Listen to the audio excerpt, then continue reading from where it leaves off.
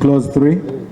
I put a question that clause 3 stands part of the bill. Parliament olunaku lw'eggulo yayisizza ebbago ly'etteeka eriruŋŋamya obwannannyini ku biyiiye wano mu ggwanga li Copyright and Neighbouring Act ng'era lino kaakano lirindiridde mukulembeze wa ggwanga okulisaako omukono lifuuke etteeka mu butongole. Okuyisibwa kw'ebbago lino kwawadde bannabitone ab'enjawulo essanyu nga bagamba nti kaakano baakufuna mu biyiiye byabwe. Bw'oyiiya oluyimba ogifunemu omuyimbi afune, omuwandiisi afune, filmmakers. Andika butandisi tulina okumaliriza nga ssente zitandise okuyingira mu nsawo z'abannabitone, ekyo tugenda kukiremerako nnyo. Munnamateeka Julius Mark Mutawa okuva mu Bawakibi and Company Advocates atubuulidde ku baani ab'etteeka lino beriwa obwannannyini ku kiyiiye kyonna. Enfunda balowooza nti etteeka erya Copyright and Neighbouring Rights Act likwata ku music yekka.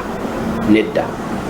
Etteeka eryo likwata ku bintu byonna eby'obuyiiya. Osobola okubeera ng'oli mubumbi naawe etteeka likukwata kasobera nti ekyo kye wabumbye yabadde idea y'okuva mu butonde bwo mu mutwe gwo n'okiyiiya n'okireka ku katale osobola okukiregisteringa n'okifunako rights.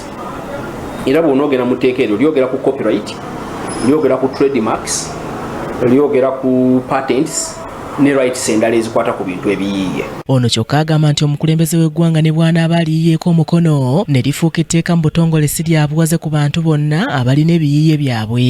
Yes, alina okuba DJ anaazanya music, olina okuba ng'olina consent oba okukkirizibwa okuva ewa nannyini luyimba. Consent kitegeeza osobola nga tewasasudde naye nga nannyini luyimba yakukkiriza. Wali abantu for example kana ennyimba ng'eza gospel oli yayimba oluyimba lwa kutendereza Katonda, asobola okuwandiika n'akuwa olukusa okukozesa oluyimba olwo nga tomusasudde wabula ye ng'akimanyi nti omusala gwe guli mu ggulu oba guli ewa Katonda, kuba papasi y'okuyimba oluyimba yeeyo. Ono alaze ebirungi ebiri mu bbago ly'etteeka lino songa era alambuludde ku ngeri gye ligenda okukosaamu abayiiya. Naye kati baleese ebibonerezo nti okusanga okozesa oluyimba lw'omuntu ogenda kusasula obukadde 5 oba okusibwa emyaka 10. That is a major development. It has now become a criminal act. Okukozesa waaka w'omuntu nga toyina ki nga toyina lukusa tekiba muteeke kade tekibaddemu. Katolo bw'oleeta ekintu nti olese criminal aspect abantu olw'okutya repercussions okugenda mu kkomera oba okusasula obulindo bw'ensimbi basobola okusala ne bagamba katuve ku music. Newankubadde nga bannabitone bangi baasanyukidde etteeka lino kyokka Mutawa agamba lyakuyamba gavumenti okusolooza omusolo oguwera ku bayiiya. Bwekola procurement egidikiralinga mu books of accounts emisolo egirina okubeera withhold ezirina okusigaza nga yo erina okugisubmitinga mu URA egisigaza ezisalako ku sente zirina okuwa gyetalina kuba nti yeyo egikuŋŋaanya egireflectinga wano era gwe URA neekubanja.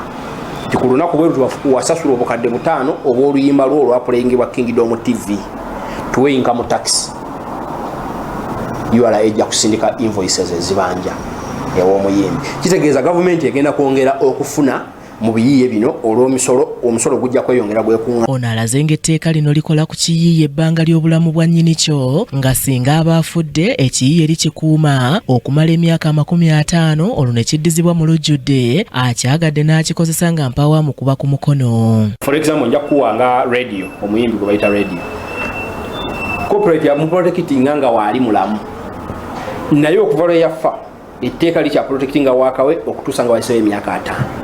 Kase emyaka 5 giyitawo ennyimba ezo society yaddembo zikozesa nga bweyagala osobola n'okuziddamu nga teryakukola ki akubanja. Mary Namirimo ne Kimuli Abdallah ku Racket TV amalindirire.